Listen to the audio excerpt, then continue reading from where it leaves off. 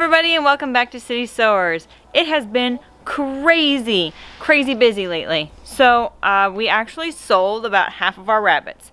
8 baby bunnies have gone. They're gone. They're in their new homes. The remaining 9 bunnies are now separated from moms, and they are in grow out cages with new grow out racks that David has designed. This is mostly to cut down on the amount of material that we've been using, because it just gets a little expensive when you're building these massive racks and they're cumbersome. So he ended up building these smaller racks that they're a little lower than I would like, but they are working really well. He is going to build out a structure that's going to shelter these so that they'll be, rain proof. This has been a really cost effective way of mounting the rabbit cages.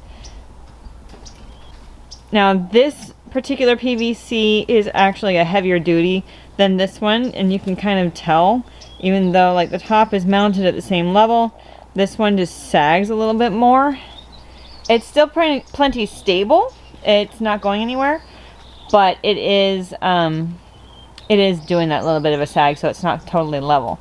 So we will probably ultimately swap that out for a more stable setup. Mama buns are doing good. They're enjoying the break, I think. We will be looking for babies from them in a couple of weeks. Nimue, I'm pretty sure, was bred, but Guinevere will just have to wait and see. She was not super interested, but Arthur did tag her once, so we'll just have to wait and see.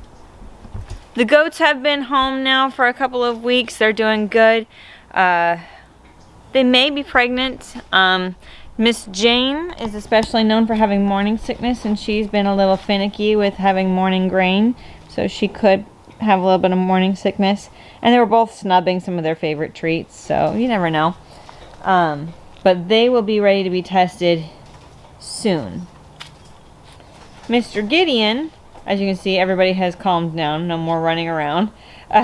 Gideon is now, he's growing like crazy. He's about 20 pounds. We weighed him this morning, and he was actually exactly 20 pounds. Don't eat that, Gideon. Hey, don't eat it. Leave it. He had a very busy morning today, so he's a little tired. Now, in the garden, I wanted to give you guys an update, especially on my collards over here. The loopers have done some damage, despite my efforts. I mean, sometimes you just can't get them all. So, and then we had some rain and stuff, and then I got a cold, and so things got a little bit out of hand. So you can see some leaves that are damaged. I mean, over here it looks particularly bad because I came out and harvested yesterday, so it's just thinner in here.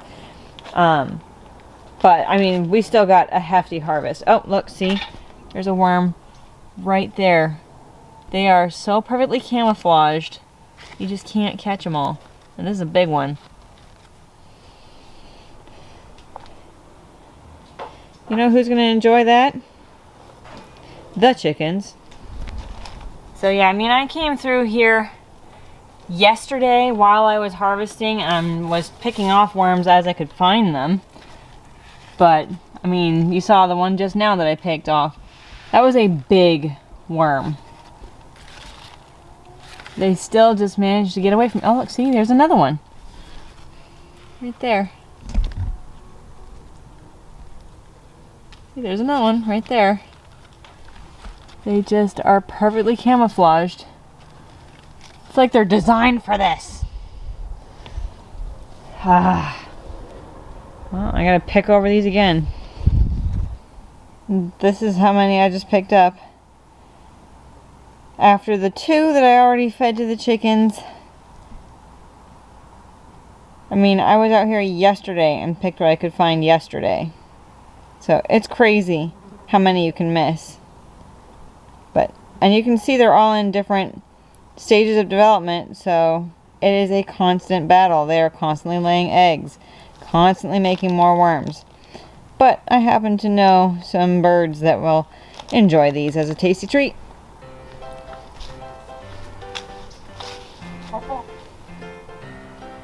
Oh yeah. Score.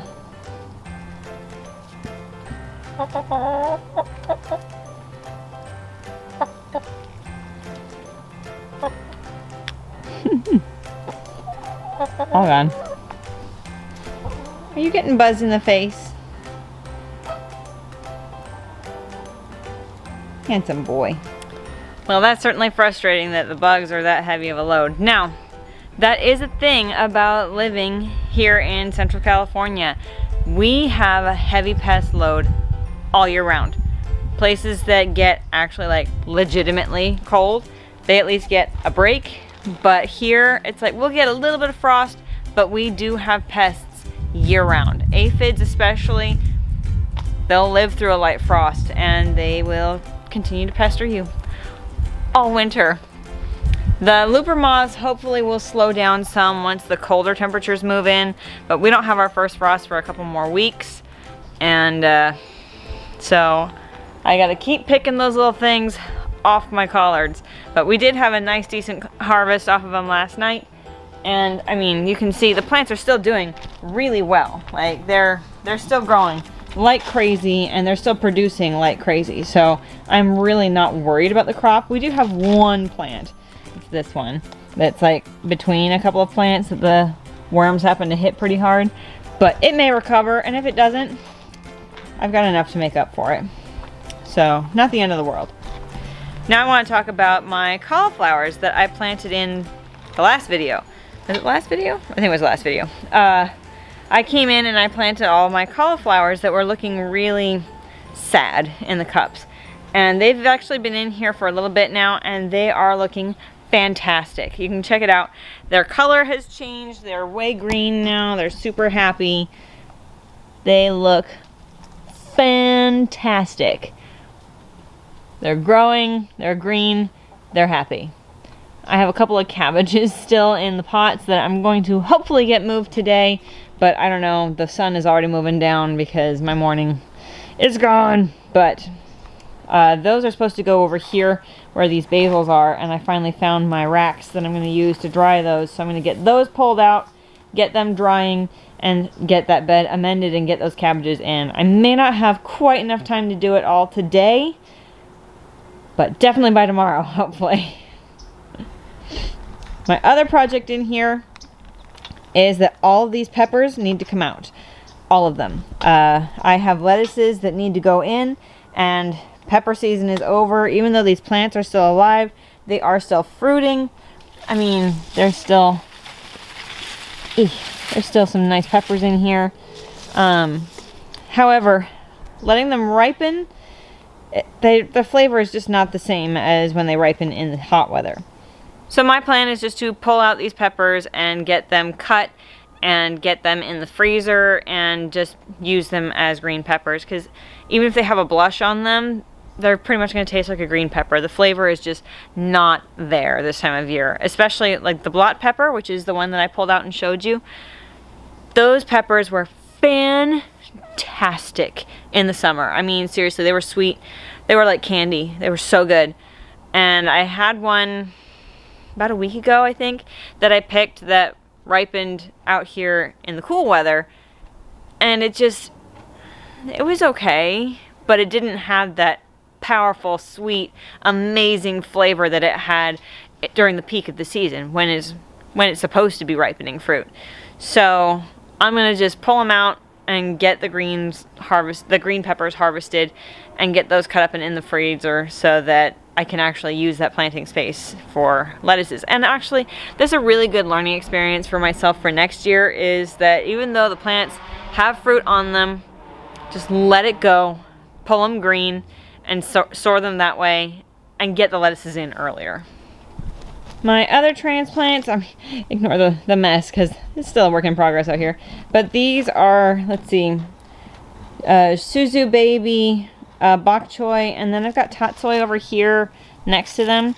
This one's doing all right. This one was pulled out entirely by the goats. This was a blank spot, and then I found the plant like on the ground over here because the goats have busted the welds on this fence. So they're able to get their heads in here. Like you can see right here, like that's a busted weld all the way down. So they can shove their head right here. So that's probably how that got pulled out. I'm going to actually replace this. I have a roll of welded wire fence Welded wire fencing is not recommended generally for keeping livestock, especially like goats and things like that, because they're very hard on them and those welds are not strong. It's not a very strong fence. This was a used piece that I put in here, so it already had like some weak spots, but I primarily put it up to help with a particular chicken that kept getting through the larger gaps here on this. It's called a combo panel. It's part cattle panel, part hog panel. That's what they sell here in our local feed store. It wasn't like I deliberately went out to get a combo panel, but anyway, I had a chicken that could fit through there and she kept getting into the garden, so I put this welded wire fence on there, and before the goats broke the welds, I discovered that it was great for keeping the very edges of the garden protected, so that the goats couldn't pull plants out. So now I'm actually going to replace it and see how long an actual, like, new welded wire fence will hold up, because this one has been in for I think 2 years. And it's only just now really being a serious problem. It's not even really that big of a problem. It's just that they pulled out a plant. So I'm going to replace it, and once they discover that they can't really get in there, they're probably not going to push too much on it because it's already fortified by a stronger fence they know they can't get into. So we're going to see how that goes, but that is another thing on my list. Probably not going to get done today because I have this insanely huge Tulsi plant. It's also known as holy basil. It smells absolutely amazing, and that is why I have it. You just touch it and the whole garden just smells fantastic. It is also great as a tea. It's not a true basil, like you're not going to cook with it. It doesn't have that kind of basil flavor, but the tea is really good. However, I can't drink it. There are some things that just don't work out. Tulsi is a tea that is, or Tulsi tea is supposed to be a good mood stabilizer. It's supposed to be like an equalizer. Like if you're really low in energy, it'll bring you up, and if you're really high in energy, it'll bring you down. But for me and my sister, we both seem to have this reaction with Tulsi where it actually makes our hearts race. So we actually cannot consume the Tulsi because it's not great to have your heart racing. But I love the smell of it, and the pollinators love it. I mean, look at how cute the little purple flowers are. It's super cute, and the pollinators love it. So I grow it. So I'm debating what to do with it. It'll die in the first frost, so I have to decide something. I'm pretty sure that I'm going to dry it, even though I can't consume it. I think I'm going to just dry it and give it away, probably for Christmas. It's not going to make a ton of dried tea because, you know, things shrivel up. But it'll be great for family gifts and stuff like that among the tea drinkers in the family. But that is my list of garden projects, and I only have a few hours before the sun goes down. So we should probably get started on that. The question is, where do we start? Peppers, fencing. Probably the peppers. Hey, you know that limited time thing I was just talking about? It's even more limited because it's time to go get the kids from school. So now it's going to be even later when I get started. So I think that for today's goal, I'm just going to set the goal of getting these peppers out. If I get the peppers out, then I can work on cutting up the peppers and stuff like that after dark in the house. That's fine. But I can't work on any of the other stuff after dark. So if I can pull out the peppers, I at least have something that I can make progress on when I lose the light. So I guess I'll be doing the peppers first when I get home. And if I have time, then I'll work on cutting up some of this basil that I need to dry. But now I gotta go get kids, so I'll be back. All right, I'm back, and I've got like an hour before I have to go for another thing because we have things that happen outside of YouTube life. But now we have a church meeting this evening, so I've got to get rolling on this if I'm gonna roll at all on it. So let's go.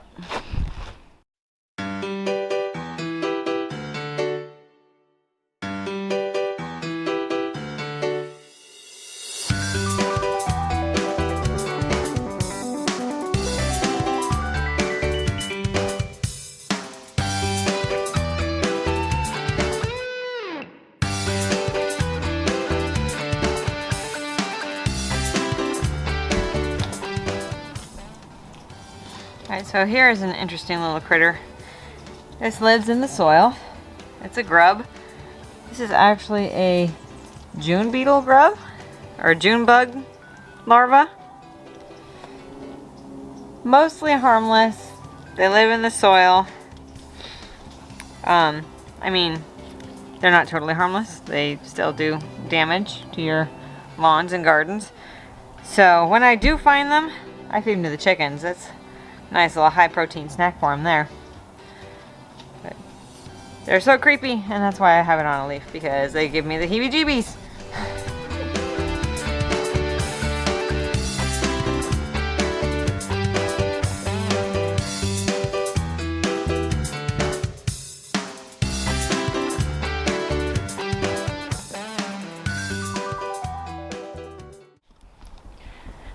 Alright, so light's fading, but got all my peppers. I'm surprised. This is actually still a pretty hefty pepper load for those plants. So, got plenty to store and use over the winter until we have more plants next year.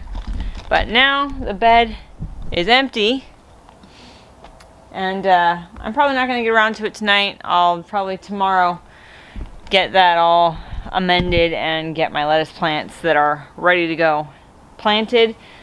I'm not going to have time to get the basil plants pulled and hung up to dry in time before I have to leave for our meeting, so I'm just going to let those be until tomorrow. So I'll check back in with you guys then, because that's how video magic works. You don't have to wait while I do. So I'll see you guys tomorrow. Hey guys, I'm back. It's the next day.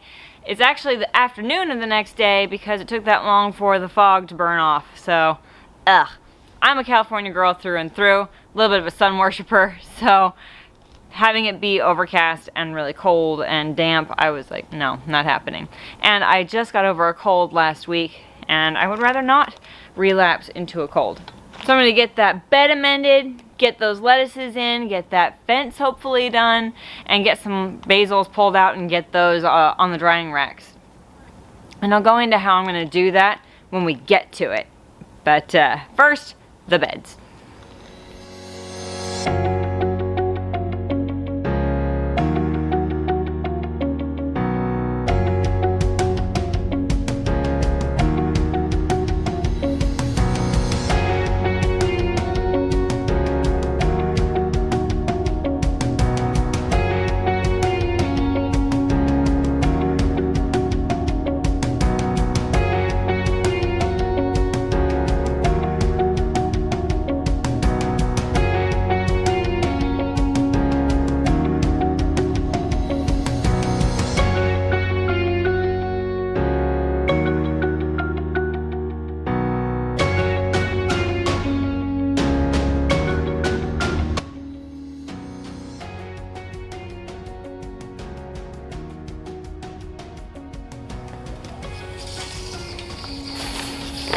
That's 8.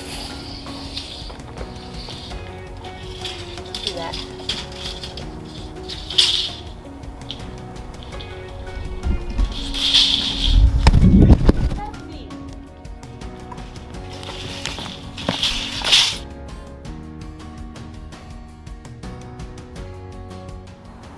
Alright, got the fencing done. I replaced the old fencing that was on here. It actually was a 3-foot tall welded wire fence. I happened to have a roll in the shed that was actually 4-foot tall welded wire fence, so I just replaced it with that. And I had just enough to do the project, which is really cool when things just pan out for you that way. So I got this fence all completely done. This fence is more of an issue when the goats get into it because of the barrel right over here. That actually, they can reach it when they have their heads in there. So if they want it, they can pull out stuff, and they have pulled out everything they can reach. So getting that replaced is going to be a big help. Honestly, the old stuff had busted welds when I put it on to begin with. This was actually like brand new welded wire. So I'm really hoping that this fencing is going to hold up a little better than the old stuff, just because it is new and it's on the inside of the fence, so the goats are not directly pressing on it. It's actually got that combo panel in between the welded wire and the goats area. I also did a section that was not previously fenced, and that is over on this side of the gate, right, but it's basically between the two gates. They have stuck their heads in there and eaten tomato plants as they crept in that direction. So I'm really hoping that this is going to help curb them getting into the things that I don't want them to eat, and then that allows us to eat the things that we want, and they can have whatever we give them rather than them just taking what they want. I did trim some of the tulsi out of the way as I was getting ready to rip out the old fence and put in the new fence, and it was definitely a little crazy. And once the old fence came down, Jane immediately stuck her head through and started going to town eating it. So I do have some that's trimmed now that I need to hang up to dry, as well as some of the cardinal basil that's in there, which usually cardinal basil is used more as like a decorative element, but it is still a basil that you can use for culinary purposes. It's just going to have a little bit more of a strong flavor, but I'm all for it. If it's all basil, I'm going to dry it and see how it is. So I'm going to hang up the stuff that I do have trimmed and kind of see how much space I have left on my racks before I go ahead and trim the stuff that needs to move out of the way for my cabbages. Alright, so this is what I have done for my herbs. This is not going to be staying out here because it is outside and it gets quite damp out here in the mornings, but I'm going to be hanging this up. I'm going to be hanging this up in my garage, and what this is it's actually an oven rack from my old oven when we replaced our oven a couple years ago. I decided to save the racks, even though they didn't fit in the new oven, and I used them for drying herbs. And so that is how I'm going to be drying these. But the light is fading and I've got to get dinner going. So thank you so much for joining me today. As always, this is your urban nerd with the goat herd, so that you can grow where you're planted.